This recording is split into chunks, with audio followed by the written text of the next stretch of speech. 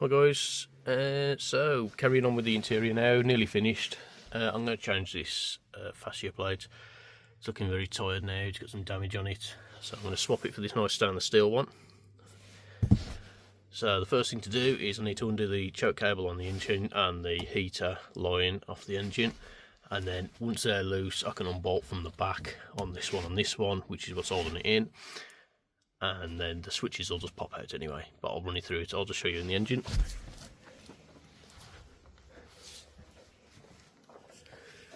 So I've already undone the choke line and I've already undone the heater. So once I've unbolted, these should just slide through the bulkhead and I'll be able to get to all the other bits. So now the choke and the heater are disconnected on the engine. We need to unbolt at the back of both of these, so there's just a nut. I'll get them undone and then we'll carry on. So carrying on, I've pulled the switches out, and to get to the nuts at the back of these two lines, I've now undone the heater box. Get that out of the way. So I've undone the heater box so we can actually get to the nuts.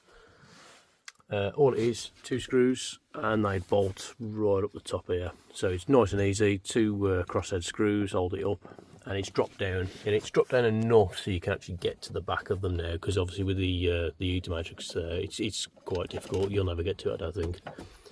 So yeah, carrying on. Yep, so the nuts are undone now. They're both 14mm on this one. They may vary, but I'd assume they're probably going to be the same on most vehicles. So 14mm from the back, a bit awkward. That's why I say drop the heater box down and then you can actually gain access to it. But it is quite awkward to see in there and get your spanners in and that. But yeah, both undone now. I'll pull it all out and carry on. So now it's all out, loose. Got the choke and the heater line out.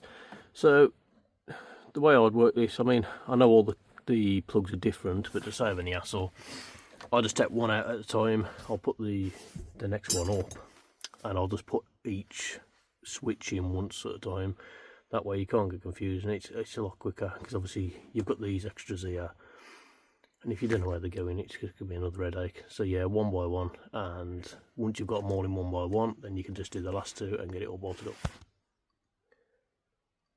So there it is. It's a bit awkward, especially the 2 bolts at the back of these. Yeah, trying to get to them is, you know, a bit annoying.